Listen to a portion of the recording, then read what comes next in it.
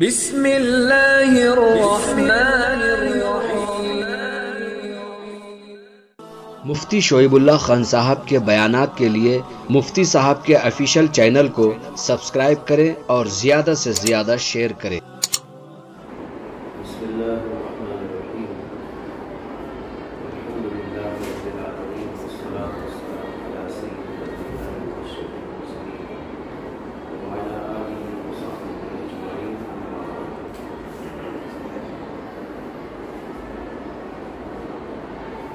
حارث بن ہشام رضی اللہ عنہ کا سوال نبی اکرم صلی اللہ علیہ وسلم کی خدمت اقدس میں پیش کیا گیا تھا۔ کیف یاتیک الوحی یا رسول اللہ، آپ نے اس کے جواب کے اندر فرمایا احیانا یاتینی مثل صلصلۃ الجرس وهو اشد علی فیفصل عنی وقد وعیت عنہ ما قال۔ کبھی کبھی اس طرح وحی آتی ہے جیسے گھنٹی کے لگاتار بجنے کی آواز، اور یہ میرے اوپر زیادہ سخت ہوتی ہے، بس وہ میرے سے جدا کی جاتی ہے اس حالت میں کہ میں وہ سب کچھ اپنے سینے میں محفوظ کر چکا ہوتا ہوں جو فرشتے نے کہا۔ وَأَحْيَانًا يَتَمَثَّلُ لِيَ الْمَلَكُ رَجُلًا، اور کبھی اس طرح ہوتا ہے کہ اللہ کا فرشتہ میرے لیے انسانی شکل دھار لیتا ہے، انسانی شکل اختیار کر لیتا ہے، فَيُكَلِّمُنِي، اور میرے سے گفتگو کرتا ہے، فَأَعِي مَا يَقُولُ، میں اس کو محفوظ کرتا رہتا ہوں جو وہ کہتا ہے۔ سوال کے جواب میں نبی اکرم صلی اللہ علیہ وسلم نے دو طریقے وحی کے بیان فرمائے۔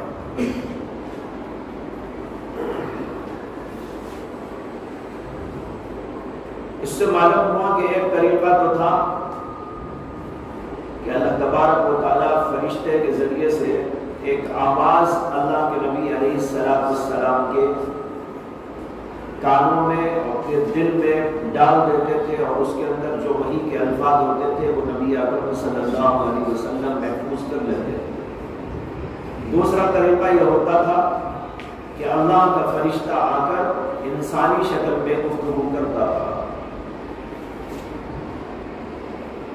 یہاں پر ایک سوال یہ ہے کہ اللہ کے نبی علیہ السلام نے دو طریقے بتائے وحی کے، کبھی ایسا ہوتا ہے اور کبھی ایسا۔ ذہن میں یہ بھی ہونا چاہیے کہ وحی کے معنی کیا ہوتے ہیں۔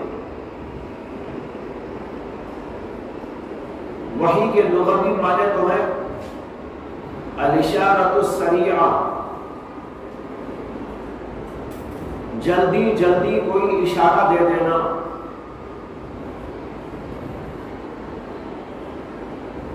اور ایک معنی یہ بیان کیے گئے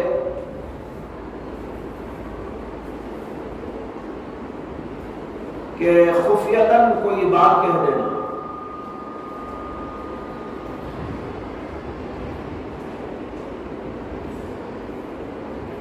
یہ دونوں معنی صحیح ہیں، اور شریعت میں جب یہ لفظ استعمال کیا جاتا ہے تو اس کا معنی ہوتا ہے کہ اللہ تعالیٰ کی جانب سے اپنے پیغمبر پر کوئی بات نازل کیا جانا۔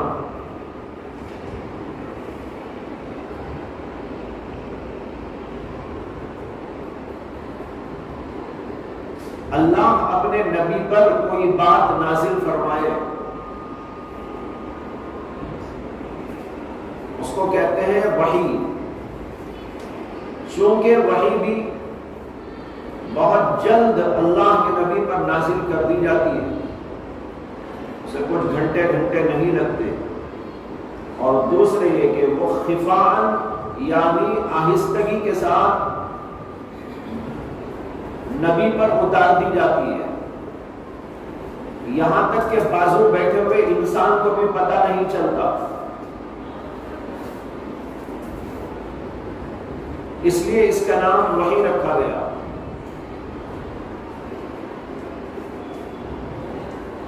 تو شرعی وحی اور لغوی وحی کے درمیان فرق یہ ہے کہ لغت میں تو ہر اشارے اور آہستگی سے کلام کرنے کا نام وحی ہے۔ جیسے میں آپ کو آہستہ سے کچھ بولوں تو اس کو بھی لغت کے اعتبار سے کہا جا سکتا ہے کہ وحی۔ جیسے قرآن میں یہ لفظ اسی معنی میں ایک جگہ استعمال کیا گیا، ان الشیاطین لیوحون الی اولیائہم، ایک اور جگہ کہا گیا یوحی بعضهم الی بعض۔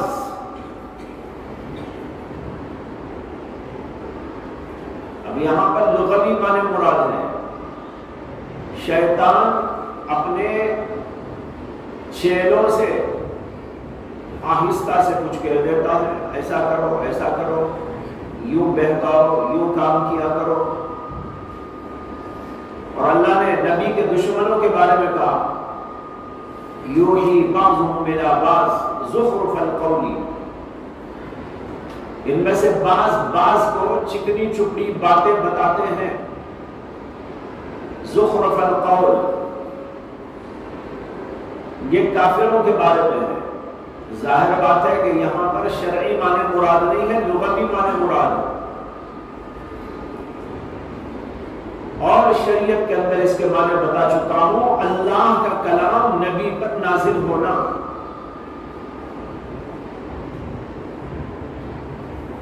پھر اس کے بہت سارے طریقے ہیں۔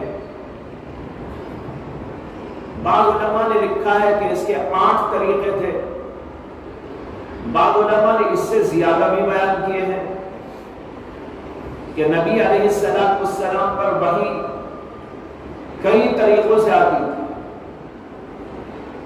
قرآن کریم کے اندر ایک آیت آئی ہے، اس میں اللہ تبارک و تعالیٰ نے وحی کے طریقوں کو بیان کیا ہے۔ کہتے ہیں ما کان لبشر ان یکلمہ اللہ الا وحیا او من وراء حجاب او یرسل رسولا فیوحی باذنہ ما یشاء انہ علی حکیم۔ سورۃ الشورى کی آیت ہے، اللہ تعالیٰ فرماتے ہیں کسی بھی انسان کے لیے ایسا نہیں ہو سکتا کہ اللہ اس سے کلام کرے۔ ما کان لبشر ان یکلمہ اللہ، کسی انسان کے لیے ایسا نہیں ہو سکتا کہ اللہ اس سے بات چیت کرے مگر 3 طریقوں سے۔ الا وحیا، یہاں وحیا سے مراد ہے بلا واسطہ دل کے اندر وحی ڈال دینا، فرشتے کا کوئی واسطہ نہیں، بغیر فرشتے کے واسطے کے ڈائریکٹ دل میں اللہ کلام اپنا نازل فرما دے۔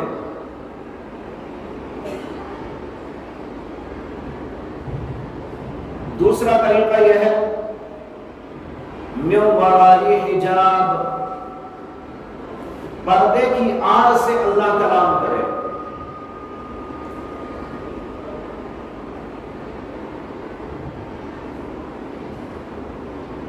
یہاں پر بھی اللہ ڈائریکٹ کلام کرتے ہیں نبی سے، لیکن بیچ میں آڑ ہوتی ہے، پردہ ہوتا ہے۔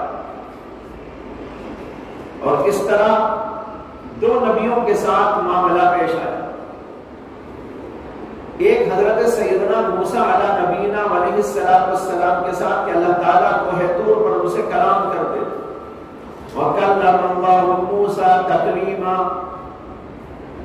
یہاں پر یہی مراد ہے کہ اللہ تبارک و تعالیٰ نے آڑ سے ان سے گفتگو کی۔ تو یہ ڈائریکٹ اللہ کلام کرتے تھے، لیکن یہ نہیں کہ بے حجاب آ جاتے ہوں سامنے، بلکہ پردہ حائل ہے، نظر نہیں آتا۔ اور ہمارے نبی علیہ السلام سے بھی معراج کے موقع پر اللہ نے اس طرح کلام کیا۔ کہ ڈائریکٹ گفتگو تھی، فرشتے کا کوئی واسطہ نہ تھا، لیکن درمیان میں پردہ حائل تھا۔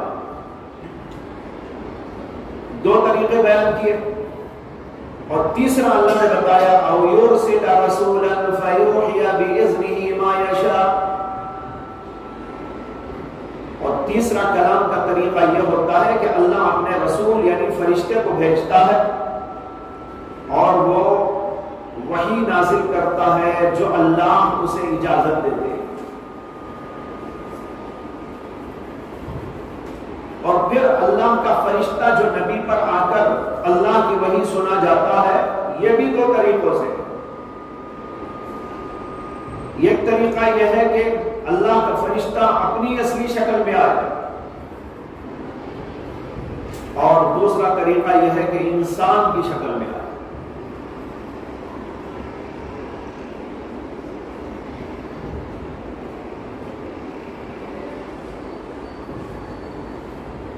تو کل 4 طریقے اس آیت سے ثابت ہو گئے۔ الا وحی، ڈائریکٹ اللہ کی وحی دل میں آنا، اور من ورائی حجاب، یا اللہ کا ڈائریکٹ کلام پردے کی آڑ سے ہونا، اور یرسل رسولا، یا فرشتے کا بھیجا جانا، اور پھر اس میں 2 شکلیں ہو گئی، فرشتہ اپنی اصلی شکل میں آئے، یا یہ کہ فرشتہ انسانی شکل میں آئے۔ تو کل 4 طریقے ہو گئے۔ سوال یہ ہے کہ نبی اکرم صلی اللہ علیہ وسلم نے اس حدیث پاک میں صرف 2 طریقے بیان کیے،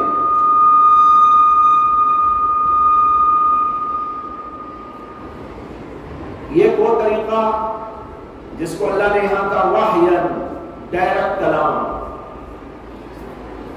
اور دوسرا بیان کیا اللہ کا فرشتہ آ کر بیان کرتا۔ اللہ کا فرشتہ بھی انسانی شکل میں آتا ہے، یتمثل لی الملک رجلا۔ جب آیت سے 4 طریقے ثابت ہو رہے ہیں تو اللہ کے نبی نے 2 ہی طریقے کیوں بیان کیے؟ جواب اس کا یہ ہے کہ عام طور پر جو ہوتا تھا اس کو اللہ کے نبی نے بیان کیا، باقی اور طریقے بھی ہیں لیکن وہ طریقے کم تھے۔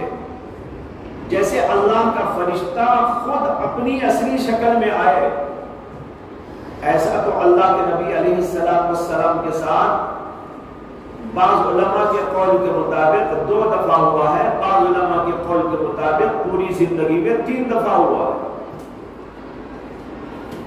کہ اللہ کا فرشتہ اپنی اصلی شکل میں آیا ہو۔ قرآن میں ایک جگہ پر اللہ نے کہا وَلَقَدْ رَآهُ، اللہ کے نبی نے اللہ کے فرشتے کو دیکھا ہے۔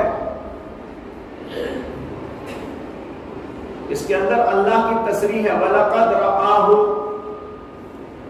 رآ کی ضمیر اللہ کے نبی کی طرف، بو کی ضمیر فرشتے کی طرف۔ اسی طرح حدیث میں آتا ہے کہ نبی اکرم صلی اللہ علیہ وسلم نے یہ جو قرآن میں ہے یہ معراج کے واقعے میں ہے، اس موقع پر دیکھا تھا نبی اکرم صلی اللہ علیہ وسلم نے اللہ کے فرشتے کو اپنی اصلی شکل میں، اور دوسرے اس وقت میں جبکہ وحی کا سلسلہ چند دنوں تک یا کچھ مہینوں تک بند رہا، اور اللہ کے نبی علیہ السلام چاہتے تھے کہ فرشتہ نظر آئے۔ اتنے میں آپ نے دیکھا ایک دفعہ جاتے ہوئے کہ پورے افق کو گھیرا ہوا ہے اللہ کا فرشتہ، وہی فرشتہ جو پہلی دفعہ آیا۔ اللہ کے نبی علیہ السلام نے ان کو دیکھ کر گھر کا رخ اختیار کیا اور آپ کے اوپر کپکپی طاری ہو گئی تھی۔ یہ بھی ایک موقع ہے جبکہ اللہ کے نبی علیہ السلام نے فرشتے کو اصلی شکل کے اندر دیکھا۔ ایک حدیث میں خود آپ کہتے ہیں کہ میں نے اللہ کے فرشتے جبریل کو دیکھا، اور وہ زمین و آسمان کے درمیان میں کرسی پہ بیٹھا ہوا تھا، اس کا سر آسمان سے لگا ہوا تھا، اور اس کے پیر زمین تک تھے. دایاں بایاں حصہ ایک جانب سے دوسری جانب اس طرح پھیلا ہوا تھا کہ مشرق اور مغرب پورے بھر گئے تھے. یہ اللہ کے نبی علیہ السلام نے اپنی آنکھوں سے فرشتوں کو دیکھا. تو اس طرح 2 دفعہ یا 3 دفعہ یہ معاملہ پیش آیا. باقی عام حالات کے اندر تو انسانی شکل کے اندر فرشتہ آتا تھا، جیسے کہ خود اس حدیث میں آپ نے کہا یتمثل لی الملک رجلا.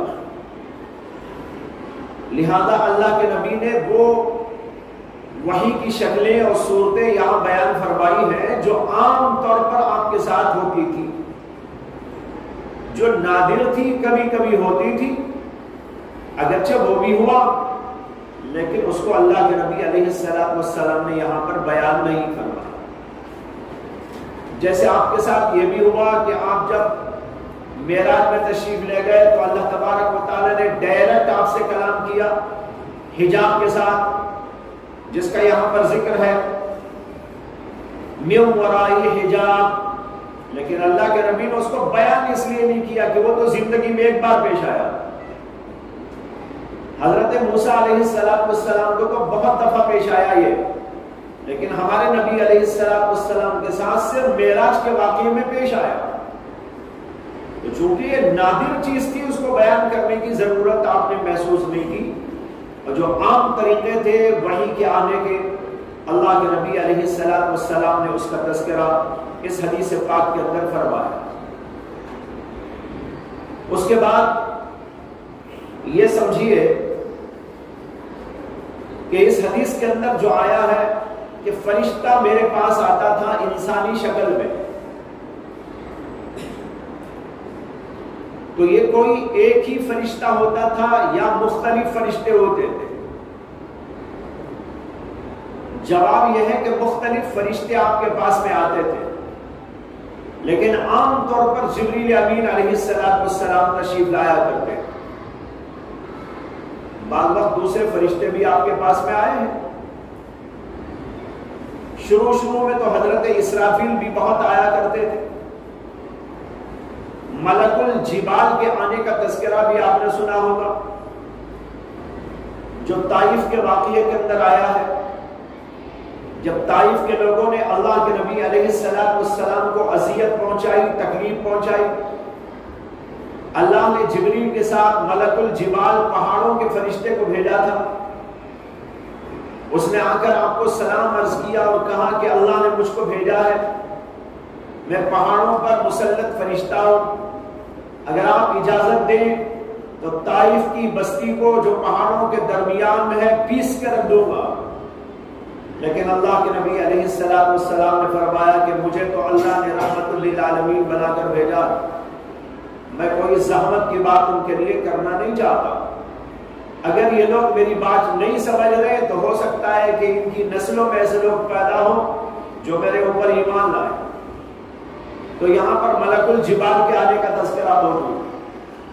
تو عام طور پر تو آتے تھے جبریل، بسا اوقات دیگر فرشتے بھی اللہ کے نبی علیہ السلام کی شکل میں آتے، آپ کی خدمت میں آیا کرتے تھے.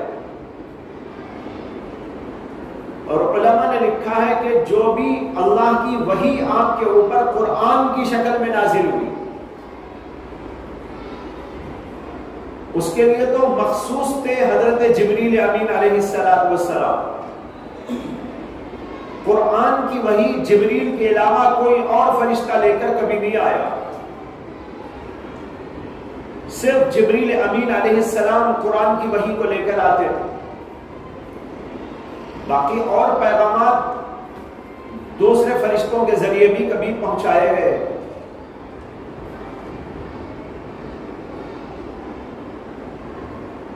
اور جو انسانی شکل میں فرشتہ آتا تھا اس میں بھی عام طور پر یہ ہوتا تھا کہ وہ حضرت دحیہ کلبی رضی اللہ عنہ کی شکل میں آتے. حضرت دحیہ بڑے صحابہ میں سے ہیں،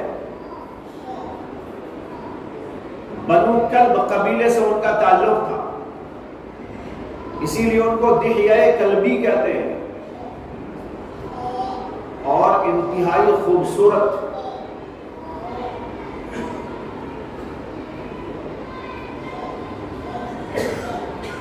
بڑے خوبصورت صحابی جبریل امین علیہ السلام عام طور پر انہی کی شکل اختیار کر کے آیا کرتے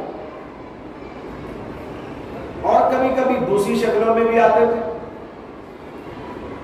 آپ نے وہ حدیث پڑھی ہے, اگر نہیں پڑھی تو بخاری میں پڑھیں گے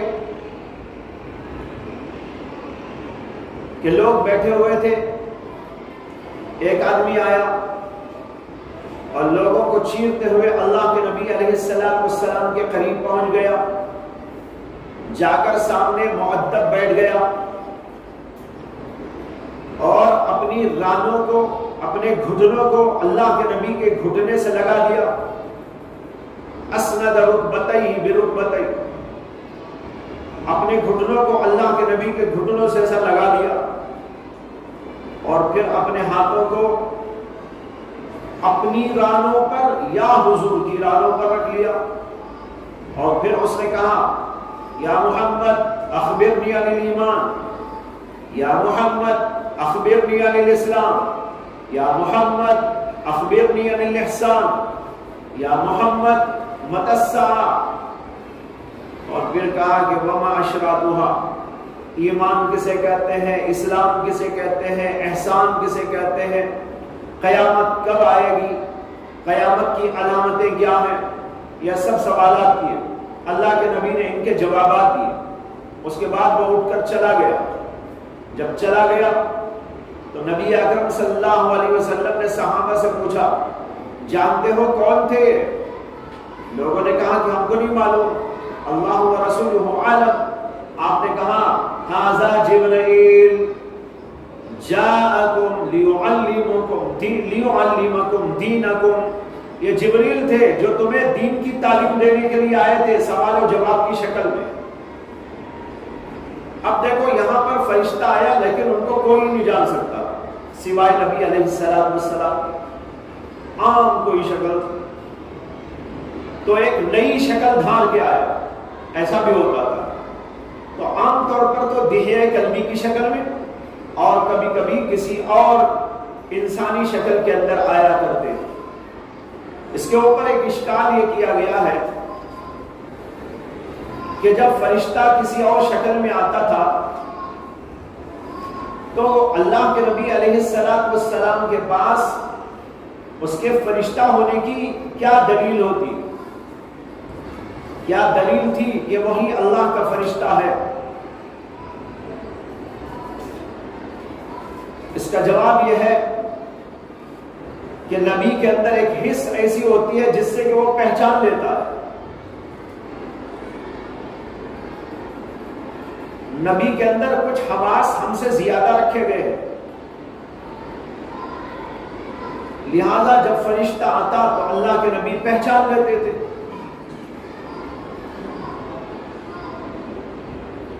بعض علماء نے یہ جواب دیا ہے کہ نبی اکرم صلی اللہ علیہ وسلم پر جب فرشتہ کسی اور شکل میں آتا تھا تو وہاں کوئی وحی لے کر نہیں آتا تھا بلکہ سوال و جواب کرنے, کوئی اور پیغام پہنچانے کے لیے آتا تھا. جہاں تک احکام کی وحی ہے تو اس میں تو جبریل امین علیہ السلام ایک ہی شکل میں آتے تھے جن کو پہچانتے تھے محمد رسول اللہ صلی اللہ علیہ وسلم. لہذا کوئی اشتباہ کی بات نہیں ہے. اللہ کے نبی علیہ السلام یا تو اپنی حس سے پہچان لیتے تھے یا اس لیے پہچان لیتے تھے کہ وہ متعین شکل میں آنا طے کر چکے تھے اور اسی شکل کے اندر آتے تھے.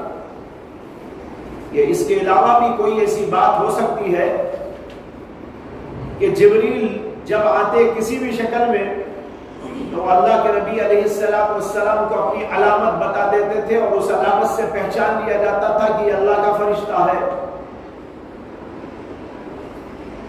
بھائی دیکھو دنیا میں بھی کوڈ ورڈز ہوتے ہیں, کوڈ ورڈز. ایک آدمی وہ کوڈ بولتا ہے تو دوسرا پہچان لیتا ہے ہاں یہ ہمارا آدمی ہے. بھیس بدل کے آئے گا، شکل بدل کے آئے گا، لیکن کوڈ بولتے ہی پہچانا یہاں پر آدمی ہے. تو ہو سکتا اللہ نے بھی کوئی ایسی شکل بنا دی ہوگی محمد صلی اللہ علیہ وسلم کے لیے کہ جب جبریل آتے تو وہ بتا دیتے تھے، اس کوڈنگ سے پتا چل جاتا تھا. یہ کوڈنگ میں جو بول رہا ہوں آج کل کی زبان ہے، اب وہ کوئی بھی شکل ہو سکتی ہے. اب اس طرح بیان کرتے تو جبریل امین علیہ السلام کا ہونا اللہ کے نبی کو معلوم ہو جاتا شکل پر بھی. اسے اس کے اندر کوئی اشتباہ کی بات نہیں ہے. اس سلسلے میں ایک سوال بہت عقل پرستوں کی طرف سے کیا جاتا ہے کہ اللہ کا فرشتہ انسانی شکل کیسے دھار لیتا تھا، اور جب وہ انسانی شکل میں آتا تھا تو اس کی شکل کہاں ہوتی تھی، اس کا جسم کہاں ہوتا تھا؟ اس سے کہ اس نے تو انسانی شکل لے لی ہے، اپنی شکل کہاں چھوڑ آیا؟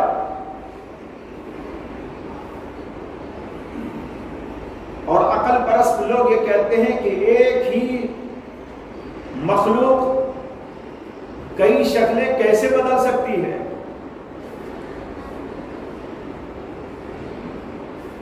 اس کا جواب یہ ہے کہ یہ سوال وہ لوگ کیا کرتے ہیں جن کو اللہ پر یقین نہ ہو، اللہ کی قدرت پر یقین نہ ہو. جب آپ اللہ کو قادر مانتے ہیں تو سارا مسئلہ حل ہو گیا کہ اس کی قدرت سے سب کچھ ہو سکتا ہے. جو اللہ ہی کو قادر نہ مانے وہ تو سوال کر سکتا ہے کیسا کیسا کیسا، لیکن جو ایمان والا اللہ کو مانتا ہے، اللہ کی قدرت و جلالتوں کو مانتا ہے، ان اللہ علی کل شیء قدیر پر اعتقاد و اطمینان ایمان رکھتا ہے، اس کے لیے تو اس سوال کوئی سوال ہی نہیں. جو زمین بنانے والا، آسمان بنانے والا، چاند و سورج بنانے والا، اگر وہی کوئی ایسی مخلوق بنا دے جو مختلف شکلیں ڈھال کر آ سکتا ہو، تعجب کی کیا بات ہے؟ اور پھر دنیا میں بھی ایسا ہوتا ہے کہ شکلیں بدل جاتی ہیں اگرچہ ذات ایک رہتی ہے. موٹی سی مثال ہے کہ دیکھو کار ہے، کار کی انجن اس کی حقیقت ہے، اصلیت ہے، لیکن ہو سکتا ہے کہ کار کا شیپ بدل دے، اوپر سے باڈی بدل دے، اندر وہی انجن رہے. یہ ممکنات میں سے ہے یا ناممکن؟ واقع ہوتا ہے ایسا یا نہیں ہوتا؟ ہوتا رہتا ہے. تو اسی طرح انسان کی یا کسی اور کی جو باڈی ہے وہ اس کا ظاہر ہے، وہ اس کا جسم، اور اندر جو اس کی روح ہے وہ اصلیت ہے. تو اصل باقی رہتے ہوئے جسم بدل جائے کچھ کا کچھ، اس کے اندر کوئی حرج کی بات اور کوئی استحالے کی بات نہیں ہے. دنیا میں ایسا ہوتا رہتا ہے. لہذا اللہ کے فرشتے کو اللہ نے ایسی طاقت دی ہے کہ وہ اپنا جسم بدل سکتا ہے، ایک جسم چھوڑ کر دوسرا جسم اختیار کر لیتا ہے. اور یہ سوال کہ وہ اپنا جسم کہاں رکھ کے آتا ہے، ارے جہاں بھی رکھے گا، اس کو تحقیق کرنے کی کیا ضرورت؟ اللہ اسے جہاں کہے گا وہاں رکھ دے گا. کیا اللہ کی کائنات چھوٹی ہے؟ اللہ کا آسمان کو چھوٹا ہے؟ اتنی بڑی اس کائنات میں اللہ اسے کہیں بھی حکم دیتے ہیں کہ آپ اپنا جسم چھوڑو، ان کا جسم اختیار کرو، چلے جاؤ، تو آخر تعجب کی کیا بات ہے؟ یہ سوالات عقل پرستوں کی جانب سے کیے جاتے ہیں جو سارا مسئلہ عقل سے حل کرنا چاہتے ہیں. حالانکہ سارے مسائل عقل سے حل نہیں ہو سکتے. بہت سی جگہ پر عقل ٹھوکر کھاتی ہے. عقل کو ہر جگہ پر لے جانے کی کوشش اگر کرو گے تو اس سے خطرہ ہی خطرہ ہے. ہماری عقل کی مثال ایسی ہے جیسے کہ گھوڑا واقعی بہت مفید ہے، بہت نافع ہے، آپ کو سیر کراتا ہے، سفر کراتا ہے، لیکن بھائی ہر جگہ لے کے نہ جانا، ورنہ آپ کے لیے خطرہ بھی ہے۔ جہاں لے کے جانا وہاں لے کے جانا، لیکن بہت ساری جگہ ایسی بھی ہے کہ آپ گھوڑے کو وہاں استعمال نہیں کر سکتے۔ حضرت حکیم الامت تھانوی رحمت اللہ علیہ نے ایک مثال دی اس کی۔ مثال یہ ہے کہ ایک آدمی تھا، اس کے پاس گھوڑا، اور ایک آدمی تھا اس کے بھی پاس گھوڑا، اور ایک آدمی تھا اس کے پاس بھی گھوڑا، 3 آدمی تھے، تینوں کے پاس گھوڑا تھا، اور ان کو سفر کرنا تھا ایک علاقے سے دوسرے علاقے تک کا، اور پھر وہاں سے پہاڑیوں کا، پہاڑ پہ چڑھنا تھا۔ تو ان تینوں نے طے کر لیا کہ بھائی ہم کل یہاں سے چلیں گے، فلاں بستی کو پہنچیں گے، اور وہاں کا جو بہت بڑا پہاڑ ہے اس پہاڑ کی سیر کرنے کے لیے پہاڑ کی چڑھائی پہ چڑھیں گے، اور طے کر دیا کہ بھائی فلاں جگہ پر پہاڑ کے پاس مل لینا، میں بھی تو آ جاؤں گا، تم بھی آ جانا، تم بھی آ جانا، ٹھیک۔ اب اس کے بعد جب دوسرا دن ہوا تو ایک صاحب نے سوچا کہ یہاں سے گھوڑے میں بیٹھ کے جاؤں گا اور گھوڑے کو کہیں جو ہے پارکنگ میں ٹھہرا دوں گا، باندھ دوں گا، اور جب چڑھنا ہے تو پیروں سے چڑھوں گا۔ چنانچہ وہ اپنے گھوڑے پہ سوار ہو کر اپنی بستی سے نکلا اور دوسری بستی کو پہنچا، اور وہاں پر پہاڑ کے پاس کہیں پر اپنے گھوڑے کو باندھ دیا اور پہاڑ کے اوپر چڑھنا شروع کر دیا۔ اور ایک اس کا ساتھی جو تھا اس نے سوچا کہ بھائی میرے پاس تو گھوڑا ہے، یہاں سے بھی سفر کروں گا، پھر وہاں سے بھی پہاڑ کے اوپر گھوڑے کو لے چڑھوں گا۔ اور تیسرا آدمی تھا، اس نے سوچا کہ بھائی پہاڑ کے اوپر چڑھنا گھوڑے کے بس کی بات تو ہے نہیں، جب گھوڑا پہاڑ پہ چڑھ نہیں سکتا تو میں گھوڑا یہاں سے بھی کیوں لے جاؤں۔ اس نے اپنے گھر ہی میں باندھ دیا، گھر پہ باندھ کے یہاں سے چل چل چل کے گیا، اور چڑھنے کا وقت آیا تو وہیں پر بے بس ہو گیا۔ مثال سمجھ میں آئی 3 آدمیوں کی۔ ایک گھوڑے والے نے تو گھوڑے کا استعمال کیا عقل مندی کے ساتھ، اپنے گھر سے دوسری بستی تک گیا، وہاں جا کے نیچے کہیں پر اس کو ٹھہرا کر اپنے پیروں سے چڑھا، وہ تو ماشاءاللہ کامیاب ہو گیا پہاڑ پہ چڑھنے میں، اسے کہ تھکا بھی نہیں، وہ یہاں سے چلتے گھوڑے پہ سوار ہو کے گیا، اور وہاں سے چڑھنے کا جب موقع آیا تو اطمینان کے ساتھ پہاڑی کے اوپر چڑھ گیا۔ دوسرا جو آدمی تھا اس نے سوچا کہ جب میرے پاس گھوڑا ہے تو یہاں بھی چلوں گا وہاں بھی چڑھوں گا۔ نتیجہ یہ ہوا کہ جب یہاں سے چل چل کے گیا، یعنی ان کے وہ اپنے گھوڑے کے اوپر، اور پھر وہاں پر چڑھنے کے لیے پہاڑ کے اوپر گھوڑے کو لے کے چڑھا، تو ذرا سا چڑھا تھا کہ گھوڑا پھسل کے جو نیچے گرا، نہ وہ رہا نہ یہ رہا، دونوں ملک عدم کو پہنچ گئے۔ تیسرا جو آدمی تھا نا، اس نے سوچا کہ جب اوپر چڑھ نہیں سکتے تو اب میں خامخواہ گھوڑے کو کیوں لے کے یہاں سے جاؤں، یہی بات ہوئے سے۔ اب یہاں سے چل چل چل کے گیا، تھک گیا، تھک کر جب وہاں چڑھنا شروع کیا تو چڑھنے نہیں ہوا۔ یہ 3 آدمیوں کی مثال یاد رکھو۔ اب اس کا انطباق یہ ہے کہ ہماری عقل کی مثال بھی گھوڑے کی سی ہے، جہاں استعمال کرنا وہاں کرنا چاہیے، جہاں استعمال نہیں کرنا وہاں نہیں کرنا چاہیے۔ جیسے گھوڑا چلنے تو کام آ سکتا ہے، چڑھنے کام نہیں آ سکتا، تو جو آدمی اسے چلانے کے لیے کام میں لایا، چڑھانے کے لیے کام میں نہیں لایا، وہ عقل مند انسان ہے۔ اور جس نے سوچا یہاں چل سکتا ہے تو وہاں چڑھ بھی سکتا ہے، وہ بھی مارا، گھوڑا بھی مرا۔ اسی طریقے پر جو عقل کو ہر جگہ استعمال کرے گا وہ تو اسی طریقے پر روحانیت کے اعتبار سے گر جائے گا. اور تیسرا آدمی بڑا بے وقوف تھا، اس نے سوچا جب چڑھ نہیں سکتا میں اس کے ذریعے چلاؤں بھی کیوں، گھر ہی میں اس کو رکھ دو. وہ بھی بڑا بے وقوف ہے کہ عقل کا استعمال ہی نہیں کرنا. بھائی جہاں عقل کا استعمال ممکن ہے، ہو سکتا ہے، کرنا چاہیے، وہاں تو کرنا چاہیے. اسی لیے قرآن میں آیا افلا تعقلون، کیا تم عقل سے کام نہیں لیتے؟ اور اللہ نے کہا افلا یتدبرون القرآن، کیا قرآن کے اندر یہ لوگ غور و فکر سے کام نہیں لیتے؟ معلوم ہوا عقل کو استعمال کرنا چاہیے، تدبر کرنا چاہیے، فکر کو اپنی جو ہے دوڑانا چاہیے، یہ ضروری ہے، لیکن وہیں تک کرنا چاہیے جہاں تک کہ اس کی حدیں ہیں.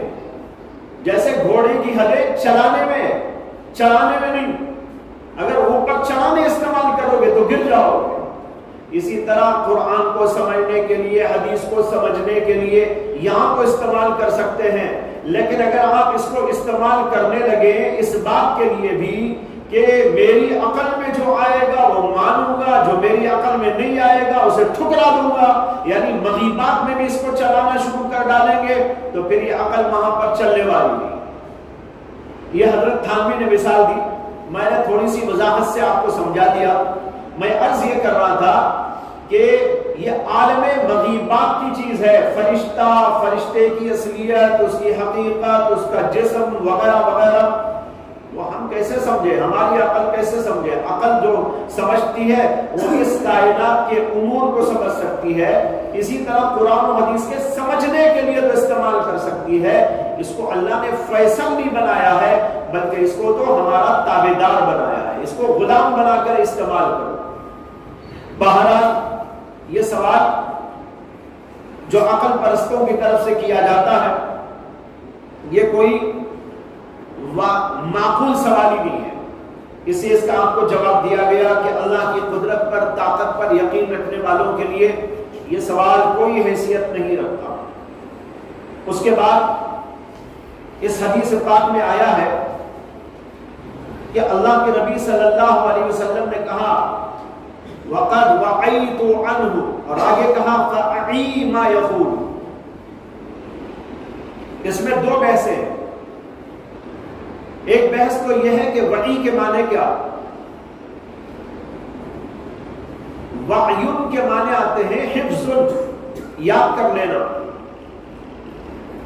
لیکن حفظ اور وعی میں فرق یہ ہے کہ حفظ میں الفاظ یاد ہوتے ہیں، لیکن وعی کے اندر الفاظ اور معانی دونوں دل میں جمع ہو جاتے ہیں. میں اس کی مثال دیتا ہوں، جیسے بچے قرآن پاک حفظ کرتے ہیں تو اس کو وعی نہیں کہا جائے گا، اس لیے وہ تو صرف الفاظ یاد کرتے ہیں، وہ حفظ ہے. اور وعی یہ ہے کہ آپ حدیث پاک یاد کر کے اس کا ترجمہ بھی یاد کریں، مطلب بھی سمجھیں.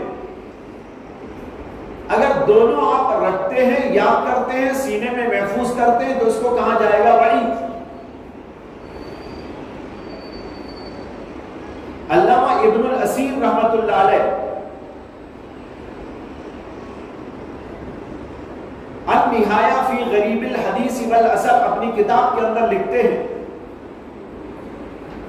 علامہ ابن الاسیر کی ایک کتاب ہے، اس کا نام ہے النہایہ فی غریب الحدیث والاثر، یعنی احادیث میں اور صحابہ کے اقوال میں جو غریب الفاظ آئے ہیں ان کی تشریح، اس میں انہوں نے کتاب لکھی. اس عنوان پر بھی محدثین کے ہاں بہت کتابیں ملتی ہیں. غریب القرآن کے نام سے بھی بہت سارے مفسرین نے کتابیں لکھی، یعنی ان الفاظ کی تحقیق میں جو غریب ہیں، غریب کے معنی کم استعمال میں آتے ہیں، عام زبان میں استعمال میں نہیں آتے. اسی طریقے پر احادیث کے اندر جو ایسے الفاظ آئے ہیں ان کی تحقیق کے اندر بھی کتابیں لکھی گئی. ان میں سے ایک کتاب یہ ہے النہایہ فی غریب الحدیث والاثر. اس کے اندر علامہ ابن الاسیر لکھتے ہیں یقال وعیت الحدیث اذا حفظتہ وفہمتہ.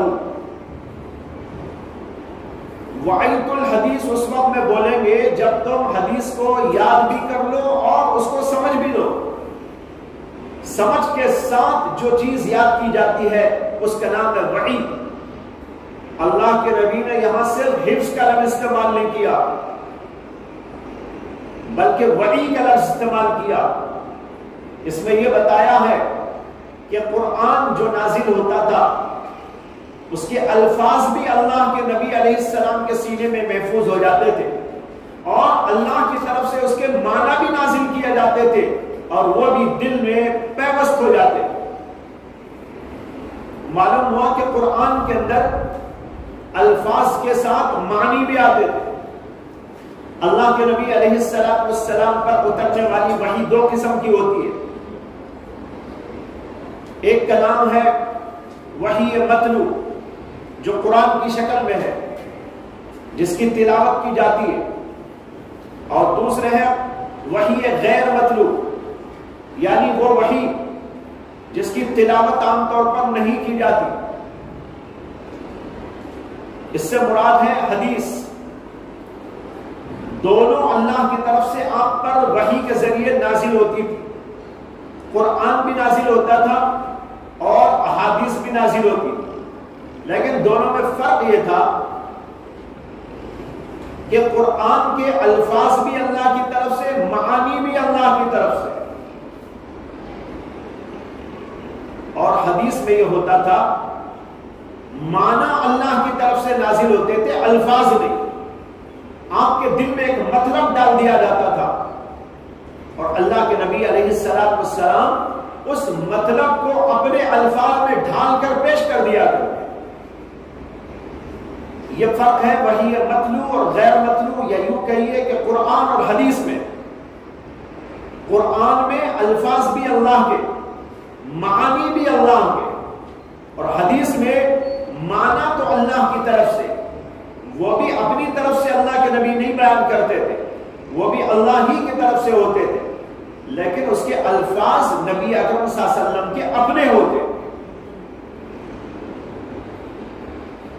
اسی لیے قرآن کریم کے اندر آیا وَالنَّجْمِ إِذَا هَوَى مَا ضَلَّ صَاحِبُكُمْ وَمَا غَوَى وَمَا يَنطِقُ عَنِ الْهَوَى. اللہ نے قسمیں کھا کھا کر فرمایا وَمَا يَنطِقُ عَنِ الْهَوَى. ہمارے نبی صلی اللہ علیہ وسلم اپنی طرف سے کوئی بات کہتے نہیں تھے. ان هو الا وحی یوحى. بلکہ وہ جو کچھ بھی کہتے تھے وہ اللہ کی وحی ہوتی تھی جو ان کے اوپر وحی کی جاتی تھی. معلوم ہوا حدیث بھی اللہ کی طرف سے ہے البتہ اس کے الفاظ نبی اکرم صلی اللہ علیہ وسلم کے. اگر آپ کو یہ سمجھنے میں دقت ہو رہی ہو کہ بھئی یہ کیسا ہوتا تھا کہ الفاظ قرآن کے معانی قرآن کے دونوں اللہ کی طرف سے لیکن حدیث میں معنی تو اللہ کا اور الفاظ اللہ کے نبی کے. اس کو سمجھنے کے لیے ایک مثال سمجھو. فرض کرو کہ آپ کا ایک کوئی دوست یا کوئی رشتہ دار کہیں باہر بستی میں رہتا ہے امریکہ میں رہتا ہے یا عرب بستی میں کہیں رہتا ہے. ایک آدمی وہاں جا رہے تھے تو آپ نے سوچا کیوں نہ میں اپنے دوست کو پیغام پہنچاؤں سلام کچھ پیغام. تو آپ نے اس آدمی کو بلایا جو جا رہا تھا یہاں سے اور اس سے کہا کہ بھائی آپ امریکہ جا رہے ہیں یا لندن جا رہے ہیں میرے ایک دوست وہاں پر رہتے ہیں میں ان کو ایک خط دینا چاہتا ہوں آپ پہنچا دیجیے. اس نے کہا بہت اچھا. تو آپ نے قلم اٹھایا اور خط لکھا. خط لکھ کر بند کر کے اس کو لفافہ دے دیا یا پہنچا دینا. اب یہ خط جو جا رہا ہے الفاظ بھی آپ کے ہیں معنی بھی آپ کے ہے نا. معنی بھی آپ ہی کے ہیں الفاظ بھی آپ ہی کے آپ نے لکھ کے دیا ہے السلام علیکم الحمدللہ میں خیریت کے ساتھ ہوں، میرے گھر والے بھی سب کے سب خیر عافیت کے ساتھ میں ہیں، تجارت بہتر طریقے پر چل رہی ہے، فلاں میرے بچے کی طبیعت خراب ہو گئی تھی اب الحمدللہ ٹھیک ہے، جو کچھ بھی آپ لکھے لفظ بھی آپ کے معنی بھی آپ کے، وہ خط جا کر لفظ و معنی دونوں پہنچا دے گا۔ قرآن کی مثال ایسی ہے، الفاظ بھی اللہ کے ہوتے تھے اور اس کے معنی بھی اللہ کے۔ اب دوسرے کی مثال سمجھو حدیث کی، آپ نے اس آدمی سے کہا کہ بھئی آپ لندن جا رہے ہیں، امریکہ جا رہے ہیں، میرے ایک دوست وہاں پر رہتے ہیں، میرا ذرا سلام کلام ان کو پہنچا دیجئے گا۔ اس نے کہا ہاں ضرور پہنچا دوں گا۔ آپ نے کہا دیکھو میرا سلام پہنچا دو اور یہ بھی کہہ دینا بال بچے سب خیریت سے ہیں، میں اپنے کام پہ ڈیوٹی پہ جا رہا ہوں، برابر کام کر رہا ہوں، میری اتنی تنخواہ ہے اور میرا اتنا قرضہ چڑھ گیا ہے اور ایسا ہے، آپ نے یہ الفاظ کہے۔ اس نے کہا ٹھیک ہے میں پہنچا دوں گا۔ اس کے بعد وہ یہاں سے گیا، آپ کے دوست سے ملا، مل کر کہنے لگا آپ نے کیا کہا تھا ذہن میں رکھو، آپ نے کہا میں السلام علیکم، ان کو میرا سلام کہہ دینا۔ آپ نے کیا کہا تھا؟ ان کو میرا سلام کہہ دینا اور یہ بھی کہہ دینا میں اچھا ہوں، میرے بیوی بچے اچھے ہیں، میری تجارت ٹھیک ٹھیک چل رہی ہے، آپ نے کہا تھا۔ اب وہ یہاں سے گیا، جانے کے بعد میں کہنے لگا بھائی آپ کے وہ دوست ہیں نا زید، وہ ملے تھے، انہوں نے آپ کو سلام کہا، آپ نے کیا کہا تھا؟ میرا سلام۔ وہ کیا بولے گا جا کے؟ انہوں نے کہا کہ جو ہے آپ کو سلام کہنے کہا اور یہ بھی کہا وہ اچھے ہیں، ان کے بیوی بچے اچھے ہیں، ان کی تجارت، آپ نے تو کہا میری تجارت اچھی ہے، میرے بیوی بچے اچھے ہیں، میرے گھر میں خیر خیریت ہے۔ اب جا کے وہ نقل کیا کر رہا ہے؟ وہ اچھے ہیں، ان کی تجارت اچھی ہے، ان کے بال بچے اچھے ہیں، وہ یوں ان کی ضمیریں دوسری لوٹا رہا ہے۔ آپ کی ضمیر تو تھی متکلم کی اور وہ ضمیریں غائب کی استعمال کر کے پہنچا رہا ہے، اور ہو سکتا آپ نے یہ جملہ کہا ہو میں خیر و عافیت سے ہوں، وہ جا کے کہے گا وہ اچھے ہی نہیں۔ لفظ بدل گیا نہیں بدل گیا، لیکن معنی تو آپ ہی کا ہے، مطلب تو آپ ہی کا بول رہا ہو، جو آپ چاہتے تھے وہی پیغام پہنچا رہا ہے، لیکن وہ اپنے الفاظ میں پہنچا رہا ہے، آپ کے الفاظ میں نہیں پہنچا رہا ہے۔ یہی مثال ہے حدیث پاک کی کہ مطلب اللہ کے نبی کے دل میں ڈال دیا جاتا تھا، اس مطلب کو اللہ کے نبی علیہ السلام اپنے الفاظ میں لوگوں کے سامنے بیان کر دیتے۔ یہ فرق ہوا حدیث اور قرآن میں، وحی مطلوب اور غیر مطلوب۔ اس تشریح سے آپ کو یہ بات سمجھ میں آئی کہ دونوں قسم کی وحی اللہ کی طرف سے نازل ہوتی، جو قرآن کی شکل میں ہے وہ بھی اور جو حدیث کی شکل میں ہمارے پاس ہے وہ بھی۔ اس سے ان لوگوں کا رد ہو گیا جو اپنے آپ کو اہل القرآن کہتے ہیں اور منکرین حدیث ہیں۔ وہ کہتے ہیں کہ نبی اکرم صلی اللہ علیہ وسلم پر سوائے قرآن کے کچھ بھی نازل نہیں ہوا۔ نبی اکرم صلی اللہ علیہ وسلم کی مثال نعوذ باللہ ایسی ہے جیسے کہ ڈاکیا ہوتا ہے پوسٹ مین۔ پوسٹ مین کا کام ہے خط لا کر پہنچا دینا، نبی کا کام بھی اتنا ہے کہ اللہ کی طرف سے قرآن لا کر پہنچا دینا۔ اس کے علاوہ اللہ کے نبی پر کوئی وحی نازل نہیں ہوئی، جو نازل ہوئی وہ صرف قرآن کی شکل میں تھی، اللہ کے نبی پر وہ نازل ہوئی اور انہوں نے لوگوں کو پہنچا دیا۔ بس اس پر ان کو بھی عمل کرنا ہے، ہم کو بھی عمل کرنا ہے۔ نبی کی کوئی بات قابل اتباع نہیں ہے، جیسے پوسٹ مین کی بات قابل اتباع نہیں۔ پوسٹ مین جو خط لایا وہ ہمارے لیے اصل ہے، پوسٹ مین کچھ بولے کہ نہ بولے اس سے ہم کو کیا لینا دینا۔ نعوذ باللہ، ان لوگوں نے نبی اکرم صلی اللہ علیہ وسلم کی مثال پوسٹ مین سے دی، لیکن قرآن و حدیث میں آپ غور کریں گے تو پتہ چلے گا، بلکہ خود قرآن میں غور کریں گے تو پتہ چلے گا جگہ جگہ اللہ تبارک و تعالیٰ نے نبی اکرم صلی اللہ علیہ وسلم کی اتباع کا حکم دیا ہے. اللہ نے قرآن میں فرمایا یا ایھا الذین آمنوا اطیعوا اللہ واطیعوا الرسول. اگر صرف قرآن ہی قابل اتباع ہے، نبی کی اتباع کی کوئی ضرورت نہ تھی، تو قرآن یہ کیوں کہہ رہا ہے اللہ کی اطاعت بھی کرو اور رسول کی اطاعت بھی کرو؟ معلوم ہوا کہ قرآن کی اطاعت اللہ کی اطاعت ہے، اس کے علاوہ رسول کے اوپر اور ایک وحی بھی آتی تھی، اسی اللہ نے کہا اس میں بھی اللہ کے رسول کی اطاعت کرو. قرآن میں ایسی کئی جگہ پر آیتیں موجود ہیں.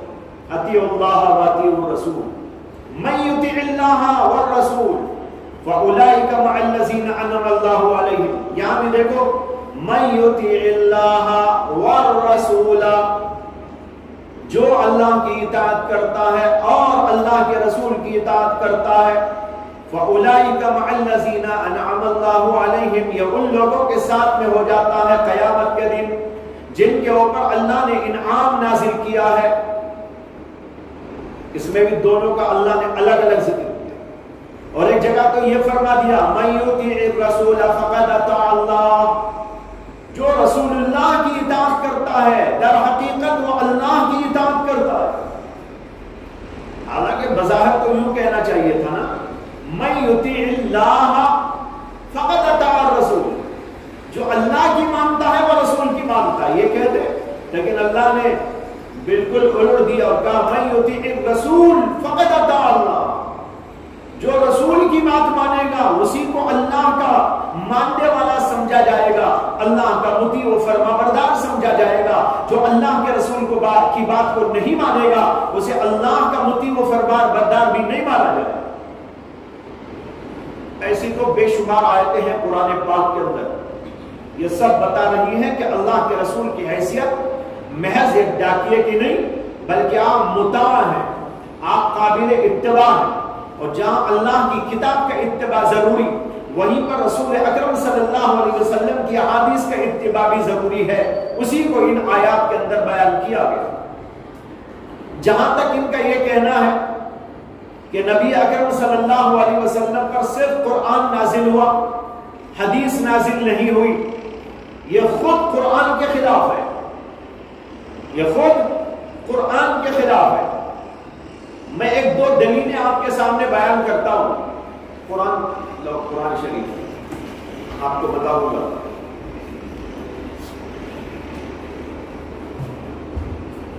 ان مثالوں سے آپ کی یہ بات سمجھ میں آ جائے گی اور قرآن کی روح سے سمجھ میں آئے گی کہ اللہ کے رسول علیہ السلام پر جہاں وحی نازل ہوتی تھی قرآن کی شکل میں، وہیں پر اللہ کے نبی علیہ السلام پر غیر قرآن بھی نازل ہوتا تھا. صرف قرآن نازل نہیں ہوتا تھا، قرآن کے علاوہ بھی اللہ کے نبی علیہ السلام پر وحی کا نزول ہوتا تھا. اس کی ایک دلیل تو یہ ہے کہ سورہ بقرہ میں آیت کریمہ آئی ہے سیقول کے ابتدا میں. سیقول کی دوسری آیت اللہ تعالیٰ کہتے ہیں وَمَا جَعَلْنَا الْقِبْلَةَ الَّتِي كُنْتَ عَلَيْهَا إِلَّا لِنَعْلَمَ مَنْ يَتَّبِعُ الرَّسُولَ مِمَّنْ يَنْقَلِبُ عَلَىٰ عَقِبَيْهِ. یہ آپ لوگوں کو یاد ہی ہوگی آیت، جو حافظ قرآن ہے. وَمَا جَعَلْنَا الْقِبْلَةَ الَّتِي كُنْتَ عَلَيْهَا إِلَّا لِنَعْلَمَ مَنْ يَتَّبِعُ الرَّسُولَ مِمَّنْ يَنْقَلِبُ عَلَىٰ عَقِبَيْهِ. اس آیت کا ذرا پس منظر سن لیجئے کیا ہے، تب آیت کریمہ کی حقیقت اور اس کا مطلب سمجھ میں آئے گا. معلوم ہونا چاہیے کہ نبی اکرم صلی اللہ علیہ وسلم جب تک مکہ المکرمہ میں رہے، اکثر بیشتر علماء کی رائے کے مطابق آپ کعبۃ اللہ کی طرف چہرہ کر کے رخ کر کے نماز پڑھتے تھے. کعبہ وہی موجود تھا مکے میں، کعبے کی طرف رخ کر کے نماز پڑھتے تھے. جب نبی اکرم صلی اللہ علیہ وسلم وہاں سے مدینہ ہجرت فرما کے تشریف لائے تو پھر وہاں آنے کے بعد 17 یا 16 مہینوں تک بیت المقدس کی طرف رخ کر کے نماز پڑھتے. مکے میں جب تک تھے کعبے کی طرف، جب مدینہ آ گئے تو بیت المقدس کی طرف. بیت المقدس کی طرف 16-17 مہینوں تک آپ نے نماز پڑھی، لیکن آپ کی خواہش اور دلی تمنا اور آرزو یہ تھی کہ ہمارے لیے کعبۃ اللہ ہی کو قبلہ مقرر کر دیا جائے. چنانچہ اللہ کے نبی علیہ السلام کی خواہش کو پورا کرتے ہوئے اللہ تبارک و تعالیٰ نے 16-17 مہینوں کے بعد یہ نازل فرمایا جو اس آیت کے بعد میں ہے کہ اللہ تعالیٰ نے کہا قَدْ نَرَى تَقَلُّبَ وَجْهِكَ فِي السَّمَاءِ فَلَنُوَلِّيَنَّكَ قِبْلَةً تَرْضَاهَا فَوَلِّ وَجْهَكَ شَطْرَ الْمَسْجِدِ الْحَرَامِ. اے نبی علیہ السلام، ہم دیکھ رہے ہیں آپ کے چہرے کا بار بار آسمانوں کی طرف اٹھنا. اللہ کے نبی جبریل کے انتظار میں آسمان کو بار بار دیکھتے تھے. اللہ نے اس کا یہاں پر عکس کھینچا اور کہا قد نرى تقلب وجهك في السماء. اے نبی، ہم آپ کے چہرے کا آسمان کی طرف بار بار اٹھنا دیکھ رہے ہیں. فَلَنُوَلِّيَنَّكَ قِبْلَةً تَرْضَاهَا، لہذا ہم آپ کو پھیر دیں گے اسی قبلے کی طرف جو آپ کی مرضی ہے، جو آپ کی خواہش ہے، جو آپ کی آرزو ہے. یعنی کعبۃ اللہ کو آپ قبلہ بنانا چاہتے ہیں، آپ کی یہ خواہش ہے، ہم آپ کی اس خواہش کو پورا کرتے ہوئے اسی طرف رخ کرنے کا حکم آپ کو دے دیتے ہیں. لہذا فَوَلِّ وَجْهَكَ شَطْرَ الْمَسْجِدِ الْحَرَامِ، اب آپ اپنی نمازوں کے اندر اپنے چہرے کو مسجد حرام کی طرف کر لیجئے گا. یہ آیت نازل ہو گئی اور کعبے ہی کو قبلہ مقرر کر دیا گیا. اب دیکھو، پہلے پڑھتے تھے کعبے کی طرف، پھر پڑھنے لگے 16-17 مہینوں تک بیت المقدس کی طرف، اور پھر اللہ نے آپ کو حکم دے دیا کہ نہیں، کعبے ہی کی طرف نماز پڑھو، جیسے کہ آپ کی مرضی ہے ویسا ہی آپ کیجیے. اس پس منظر میں اس آیت کو سمجھنے کی ضرورت ہے. اللہ تبارک و تعالیٰ نے کہا کہ جو قبلہ کے اب تک آپ تھے، یعنی بیت المقدس والا قبلہ جس پر کہ اب تک آپ نماز پڑھ رہے تھے، وہ قبلہ ہم نے اس لیے مقرر کیا تھا تاکہ ہم دیکھ لیں کہ رسول کی اتباع کون کرتا ہے اور رسول کی اتباع کیے بغیر الٹی ایڑیاں موڑے کون چلا جاتا ہے. یہ ہم دیکھنا چاہ رہے تھے، اس لیے وہ قبلہ بھی ہم ہی نے مقرر کیا تھا. اب آپ کو اس سے اتنی بات سمجھ میں آئی کہ بیت المقدس والا قبلہ بھی کس نے مقرر کیا تھا؟ اللہ نے. دیکھو صاف اب الفاظ سنیے، وَمَا جَعَلْنَا الْقِبْلَةَ الَّتِي كُنْتَ عَلَيْهَا، نہیں مقرر کیا تھا اس قبلے کو جس پر کہ اب تک آپ تھے، یعنی بیت المقدس والا قبلہ، إِلَّا لِنَعْلَمَ، مگر اس لیے ہم نے مقرر کیا تھا تاکہ ہمیں معلوم ہو جائے مَن يَتَّبِعُ الرَّسُولِ، رسول کی اتباع کون کرتا ہے ان لوگوں کے اندر سے جو اپنی ایڑیوں کے بعد پھر جانے والے ہیں. رسول کی بات ماننے والے کون، الٹے پیر چلے جانے والے کون. ان میں ہم فرق کرنے کے لیے یہ قبلہ مقرر کیے ہوئے تھے جو اب تک آپ کر رہے، جس پر آپ چل رہے. اس میں کیا معلوم ہوا؟ بیت المقدس والا قبلہ مقرر کرنے والے کون؟ اللہ، خود اللہ کہہ رہے ہیں ہم نے مقرر کیا تھا اور اس لیے مقرر کیا تھا. جب اللہ خود کہہ رہے ہیں کہ ہم نے مقرر کیا تھا، تو اب سوال یہ ہے کہ اگر نبی علیہ السلام پر وحی قرآن کے علاوہ کوئی وحی نہیں آتی تھی، جیسے کہ یہ منکرین حدیث کہتے ہیں، تو پھر ہم ان سے سوال کرتے ہیں کہ وہ آیت بتاؤ جہاں پر اللہ نے بیت المقدس کی طرف رخ کر کے نماز پڑھنے کا حکم دیا ہے. کوئی ماہی کا لال ہو تو آئے صاحب. سمجھ میں آیا استدلال؟ قرآن خود کہہ رہا ہم نے مقرر کیا، اور ان لوگوں کا دعویٰ ہے کہ قرآن ہی وحی میں نازل ہوتا تھا، وحی اس کے سوا نہیں آتی تھی. تو اب سوال یہ ہے کہ اللہ جو خود بول رہے ہم نے وحی کے ذریعے آپ کو یہ بتایا تھا، وہ کون سی آیت میں ہے بتاؤ؟ آپ نے پورا قرآن پڑھا ہوگا لیکن کوئی آیت قرآن میں ایسی موجود نہیں ہے جس میں آیا ہو فَوَلِّ وَجْهَكَ شَطْرَ الْبَيْتِ الْمُقَدَّس، کہیں نہیں آیا. إِلَى الْمَسْجِدِ الْأَقْصَى، کہیں نہیں آیا. مسجد اقصیٰ کو رخ بنا لو، بیت المقدس کو رخ بنا لو. اللہ نے کہیں یہ نہیں کہا، کسی بھی طرح کی کوئی آیت قرآن میں ایسی موجود نہیں ہے، جبکہ خود اللہ کہہ رہے ہم نے مقرر کیا. معلوم ہوا اللہ ہی نے مقرر کیا تھا، لیکن قرآن میں مقرر نہیں کیا تھا، غیر قرآن میں مقرر کیا. وہی مطلوب میں نہیں ہے وہ آیت اللہ کے نبی پر حدیث کی شکل میں آئی. تو اس سے حدیث کا حجت ہونا معلوم ہوا کہ نہیں ہوا؟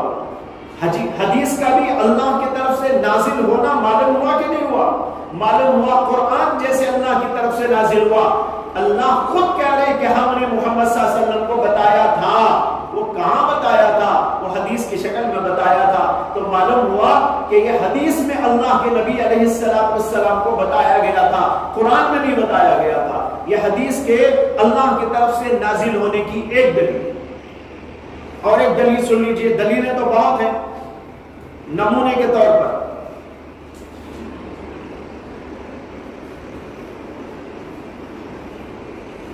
سورہ حشر میں آیت آئی ہے